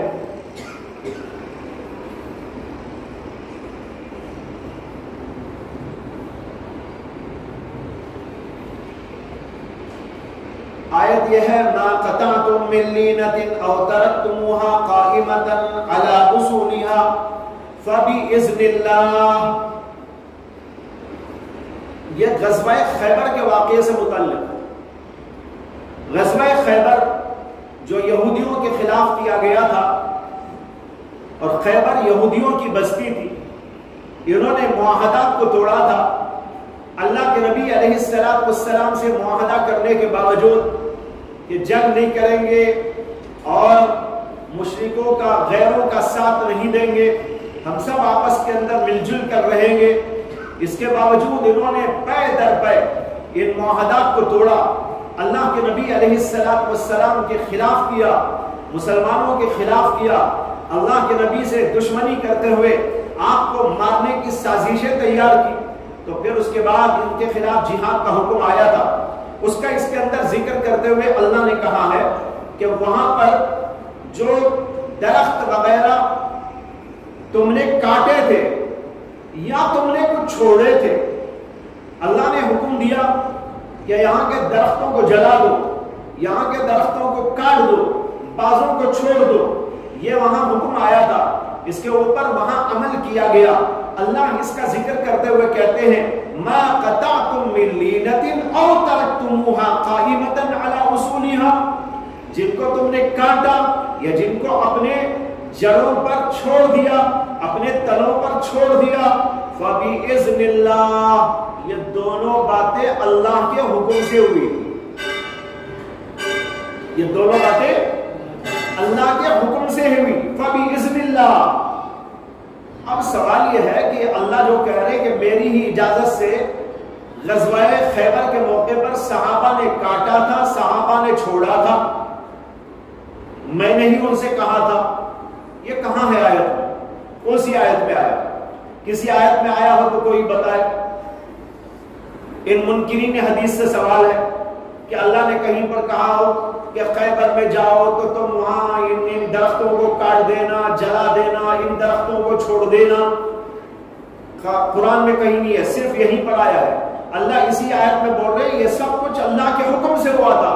معلوم ہوا کہ یہ حکم اللہ کے نبی پر الگ سے آیا تھا، قرآن کی شکل میں نہیں آیا. سمجھ میں آئی نا بات؟ اگر قرآن میں آیت ہوتی تو آپ یہ دعویٰ کر سکتے تھے بھائی جو بھی آئی، جو بھی حدیث، جو بھی اللہ کے نبی نے کیا وہ قرآن کی روح سے کیا. لیکن قرآن ایک بات ایسی کہہ رہا ہے جو قرآن میں نہیں ہے. پورے قرآن میں ٹٹولو تو کہیں نہیں آیا. اللہ کہتے ہیں یہ جو بھی تم نے کیا تھا اللہ کے حکم سے کیا تھا. اب ہم کو کوئی بتائے کہ یہ حکم قرآن میں کہاں ہے؟ کہیں بھی نہیں ہے. تو معلوم کیا ہوا؟ قرآن کے علاوہ بھی وہی نازل ہوئی. اسی کو ہم حدیث کہتے ہیں. اس لیے قرآن کے ساتھ حدیث پاک یہ دونوں کی دونوں چیزیں اللہ کی طرف سے نازل کردہ تھی، اور یہاں پر دونوں چیزیں آ گئی جس کو اللہ کے نبی علیہ السلام نے یہاں پر کہا کہ احیانا یاتینی مثل سلسلۃ الجرس، اور اس کے بعد میں ہے احیانا یتمثل لی الملک رجلا، تو دونوں قسم کی وحی آتی تھی، اور قرآن بھی اس میں نازل ہوتا تھا اور حدیث کی شکل میں بھی یہ اللہ کے نبی علیہ السلام پر نازل ہوتا تھا۔ ایک کلام وحی متلو ہے اور دوسری کلام وحی غیر متلو۔ یہ دلیلیں یاد رکھنے کی ضرورت ہے۔ کہیں کوئی منکر حدیث آپ کو سوال کرے تو آپ جواب دے سکتے ہیں، ان سے سوال کر سکتے ہیں، بھائی یہ بتائیے، آپ کہتے ہیں قرآن کے علاوہ کوئی وحی نہیں آئی، اور قرآن کہہ رہا ہے 2 جگہ کے مقامات میں نے 2 مقامات آپ کو میں نے بتائے، اس میں ان سے سوال کرو یہ کہاں ہے قرآن میں؟ اللہ نے کہا ہو کہ خیبر کے درختوں کو کاٹو یا خیبر کے درختوں کو چھوڑ دو، یا کہیں اللہ نے بتایا ہو تو بتاؤ کہ بیت المقدس کی طرف رخ کر کے نماز پڑھو، اللہ نے قرآن میں کہیں نہیں کہا، یہ حدیث میں آیا۔ اس سے معلوم ہوا حدیث بھی حجت ہوا کرتی ہے۔ ایک بحث یہ ہو گئی۔ دوسری بات یہاں مختصراً یہ ہے، جو نکتے کی قبیل کی بات ہے،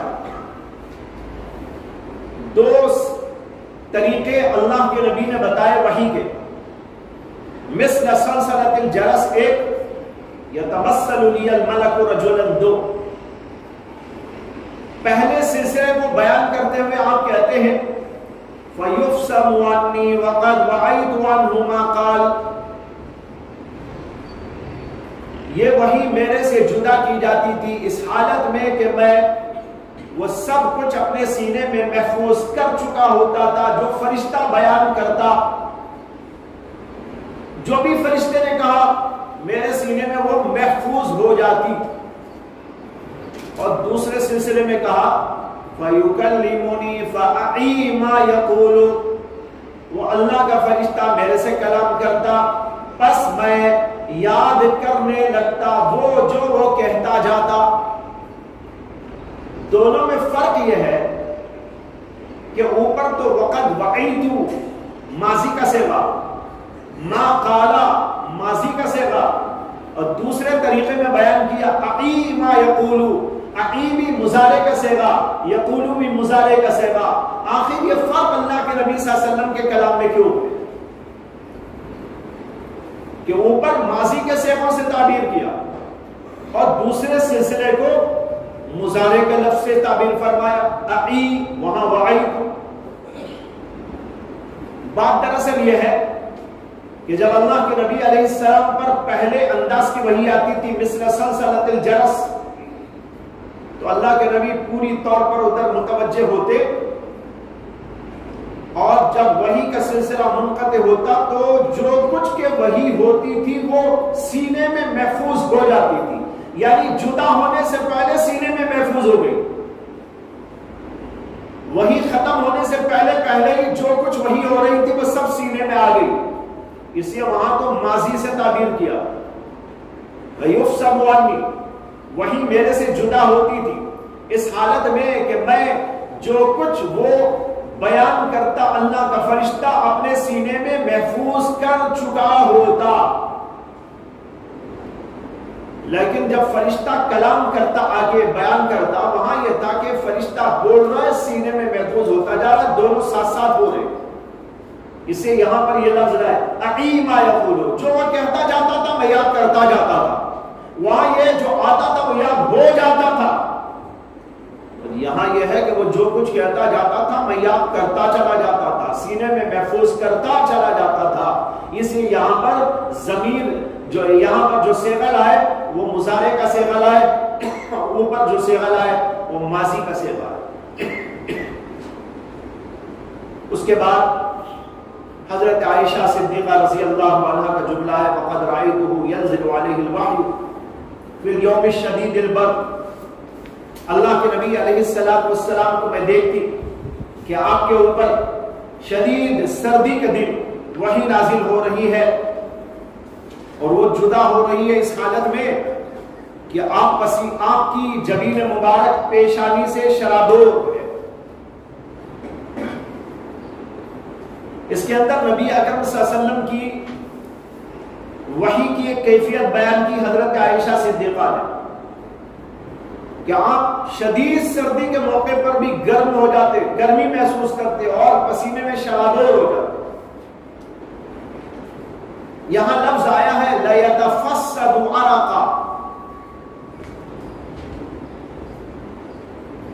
فسد کہتے ہیں رگ کھولنا۔ عرب کے اندر دستور تھا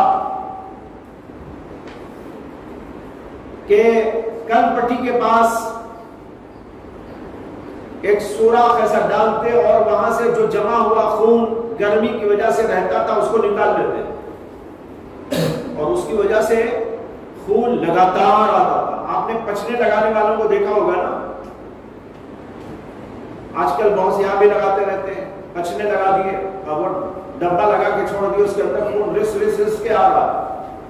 اسی طریقے پر ایک چیز ہوتی تھی، اس کو کہتے فسد، یہاں کی رگوں میں اس کو لگایا جاتا تھا تاکہ رگوں میں جمع ہوا بیکار خون، فاسد خون نکال لیا جائے۔ ایک طریقہ علاج تھا، اس کو کہتے فسد۔ حضرت عائشہ صدیقہ نے یہاں لفظ استعمال یہی کیا ہے لَيَتَفَسَّدُ عَرَقًا۔ اللہ کے نبی علیہ السلام پر ایسی کیفیت ہوتی تھی سخت سردی کے موسم میں بھی کہ آپ کی جبین مبارک پسینے سے شرابور ہو جاتی، ایسا جیسے کہ فسد لگانے پر لگاتار خون آتا ہے۔ اسی طریقے پر اللہ کے نبی صلی اللہ علیہ وسلم کے جسم یہ سر سے پسینے کی وجہ سے جو ہے پورا حصہ پانی سے پانی کے قطرے ٹپکنے لگتا تھا، پسینے سے پسینہ ٹپکنے لگتا تھا۔ جب خون آتا ہے تو ٹپکنے لگتا ہے، اسی طرح یہاں بھی خون ٹپکتا تھا۔ اس کے لیے یہ تعبیر استعمال کی حضرت عائشہ صدیقہ نے لَيَتَفَسَّدُ عَرَقًا، یعنی یہ نہیں کہ صرف پسینہ ذرا سا آ جاتا بلکہ قطرے قطرے ٹپکنے لگتا۔ آپ نے کبھی ایسا کیا ہو کہ گرمی ہو، سخت شدید دھوپ پڑ رہی ہو اور آپ کو کسی ضرورت سے بھاگ کے جانا پڑ گیا ہو، تو آپ نے دیکھا ہوگا پسینہ کیسا نکل رہا ہے، پٹاپٹ پٹاپٹ ٹپک رہا ہے، ہوتا نہیں ہوتا؟ اس کیفیت کا نام ہے لَتَفَسَّدُ عَرَقًا۔ یہ تو یہ بیٹھے ہوئے ہیں، پنکھا بند ہو گیا تو ذرا پسینہ آ گیا، اس کو یہ تفسد نہیں کہتے۔ سمجھ آیا؟ یہ سمجھانا ہے یہاں پر تفسد کا لفظ کیوں استعمال کیا خاص طور پر حضرت عائشہ صدیقہ نے، یہ بتانے کے لیے کہ جس طرح فسد کھولنے پر لگاتار قطرے ٹپکتے چلے جاتے ہیں، بس ایسا سمجھو اللہ کے نبی علیہ السلام کی جبین مبارک پر بھی پسینہ قطرے قطرے ٹپکنے لگتا تھا، اتنا پسینہ آ جاتا تھا۔ یہ انہوں نے بیان فرمایا۔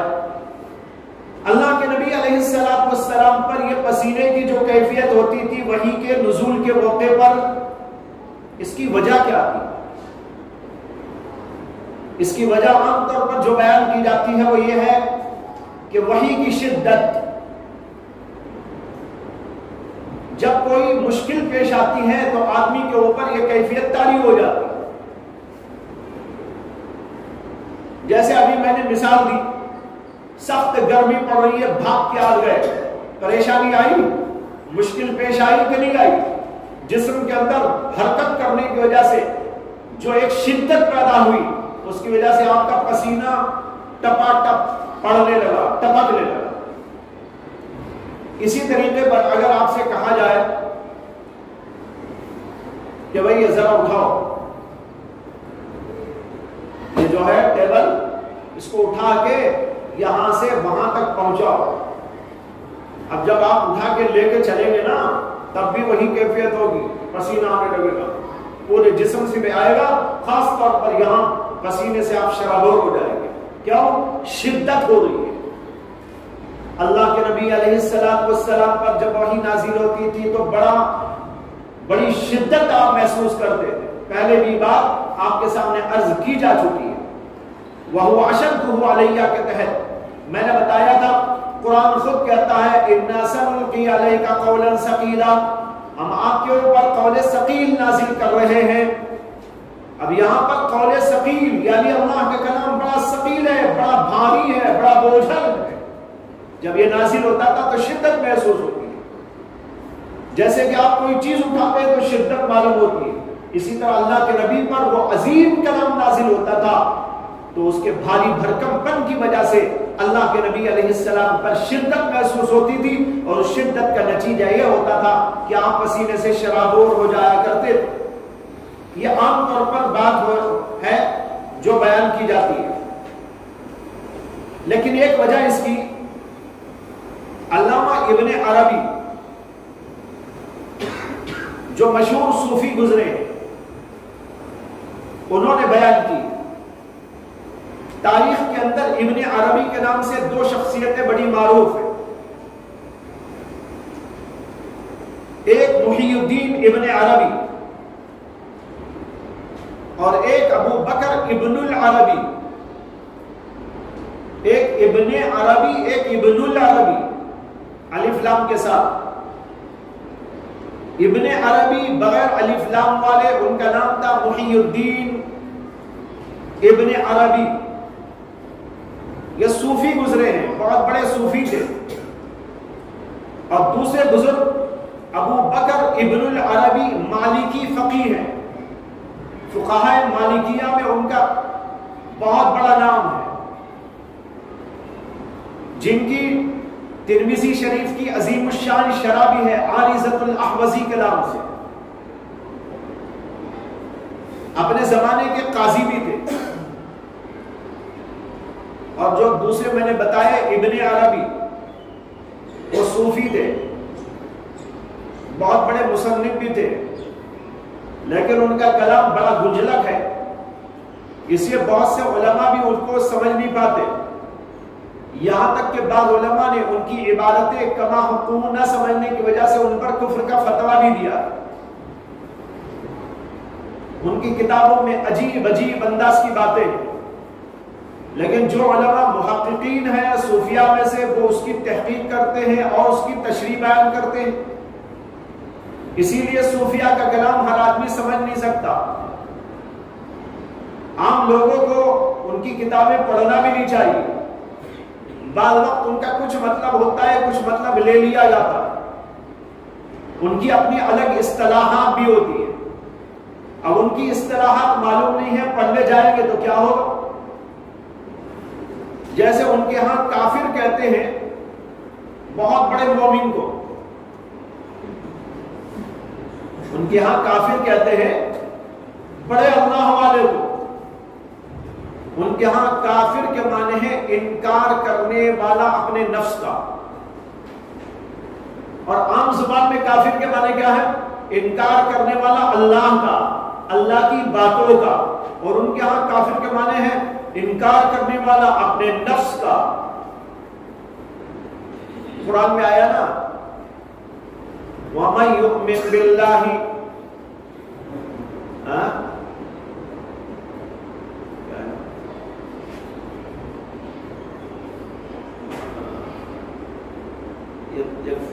یکفر الطاغوت کے ایک لفظ آیا، اس میں یکفر کے بعد شیطان کا ذکر ہے، شیطان کا انکار کرنے والا. اب یہ بھی کافر ہے. کون؟ بڑا پکا مومن جو شیطان کا انکار کرتا. تو دیکھو قرآن میں بھی ایسی تعبیرات موجود ہیں. ان تعبیرات کے پیش نظر انہوں نے اپنی کس طرح بنا لی. اب کوئی پڑھنے لگے کہ انہوں نے لکھا کافر وہ ہوتا ہے جسے اللہ کے ہاں بڑا قرب ملتا ہے. کیا کہہ دیا یہ صوفی ہے، یہ تو خود کافر معلوم ہوتا ہے. ارے بھائی پہلے ان کی کتاب میں اصطلاحات جو آئی اس کو سمجھو. ان کی اصطلاح پڑھے بغیر ان کا معنی کیسے سمجھ میں آئے گا؟ نحویوں کی اصطلاحات ہیں، صرفیوں کی الگ اصطلاحات ہیں، منطقیوں کی الگ اصطلاحات ہیں، اور فنون اور علوم کے حاملین کی الگ الگ اصطلاحات موجود ہیں. اسی طریقے پر صوفیوں نے اپنی کتابوں میں اپنی اصطلاحات استعمال کی ہیں. تو اس لیے پہلے ان اصطلاحات کو پڑھنا چاہیے کیا مطلب ہوتا ہے ان کے پاس، تب جا کر پڑھیں گے تو کچھ سمجھ میں آئے گا. بہرحال علامہ ابن عربی کی بات کہہ رہا تھا کہ ان کے کلام میں بڑی گنجلک موجود ہے، اور اسی لیے بہت سارے بڑے بڑے علماء بھی ان کی کتابوں کو کما کو سمجھ نہیں پائے اور ان کے اوپر کفر کا تک فتویٰ دینا پڑا۔ بہرحال میں عرض کر رہا تھا کہ ابن عربی رحمۃ اللہ علیہ انہوں نے اس سلسلے میں ایک بات کہی ہے۔ اسی طرح اسی تعبیر کو حضرت شاہ ولی اللہ محدث دہلوی رحمۃ اللہ علیہ نے بھی بیان کیا ہے۔ یہ حضرات کہتے ہیں کہ یہ پسینہ جو رسول اللہ صلی اللہ علیہ وسلم کو نکلتا تھا وحی کے آنے کے وقت میں، وہ اصل میں وحی کے نور کی وجہ سے تھا۔ اللہ کا کلام ہے، نور ہی نور ہے، اللہ نور ہی نور، ان کے ہاں سے آنے والا کلام بھی نور، اور نور کے اندر گرمی ہوتی ہے۔ جتنا بڑا لائٹ ہوتا ہے گرمی بھی اتنی ہوتی ہے کہ نہیں ہوتی؟ آپ نے دیکھا ہوگا بسا اوقات بڑے بڑے لائٹ لگا دیتے ہیں شادیوں میں، بعض تقریبات میں، بعض بڑے بڑے اجلاسوں میں، وہ اتنا بڑا لائٹ ہوتا ہے کہ اس کی گرمی کی وجہ سے آدمی پکنے لگتا ہے، پسینے میں شرابور ہو جاتا ہے۔ حضرت شاہ ولی اللہ محدث دہلوی اور اسی طرح علامہ ابن عربی کہتے ہیں کہ یہ اللہ کے کلام کا نور ہے، اس نور کی وجہ سے جو نبی علیہ السلام میں شدت پیدا ہو جاتی تھی، گرمی کی شدت، اس کی وجہ سے پسینہ آیا کرتا تھا۔ یہ بھی ایک تعبیر ہے، اور اس تعبیر کو غلط قرار دینے کی بھی کوئی وجہ نہیں ہو سکتی، بالکل عین ممکن ہے کہ ایسے ہی ہوتا ہو۔ تو بعض لوگوں نے کہا کہ کلام کی شدت کی وجہ سے یہ اللہ کے نبی پر پسینہ آتا تھا، اور یہ حضرات کہتے ہیں وہ نور کی وجہ سے جو اندر ایک گرمی پیدا ہوتی تھی، اس کی وجہ سے اللہ کے نبی علیہ السلام پر یہ کیفیت تعبیر ہوا کرتی تھی۔ یہاں تک اس کے مباحث ختم ہو گئے۔ آخر میں سوال یہ ہے کہ امام بخاری نے باب قائم کیا تھا کیف کان بدء الوحی الی رسول اللہ صلی اللہ علیہ وسلم، اور اس کے اندر یہ حدیث لے آئے۔ پہلی حدیث جو آئی تھی انما الاعمال بالنیات، اس کے بارے میں تو بتا دیا تھا کہ یہ باب سے متعلق ہو سکتی ہے نہیں ہو سکتی، اس پر مختلف رائے آپ نے پڑھ لی۔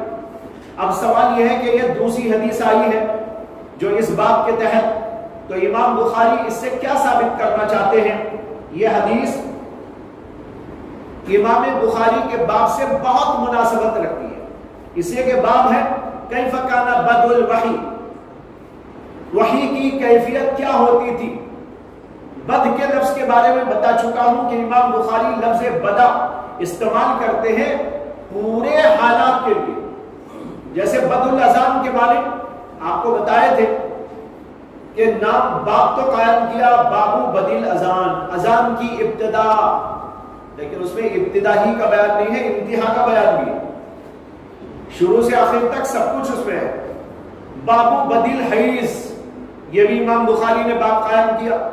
یہاں پر بدء الحیض کے معنی یہ نہیں ہے کہ صرف حیض کی ابتدا کو بتانا چاہتے ہیں، بلکہ ابتدا سے انتہا تک سب کچھ بتانا ہے، جو کچھ ان کے پاس موجود تھا یا یہ کہ ان کی شرائط کے مطابق تھا، وہ سب احادیث اس کے اندر بیان کر دی۔ اسی طرح یہاں بد کے معنی ہے وحی کے بارے میں، باب کے اللہ کے نبی پر وحی کیسی آتی تھی۔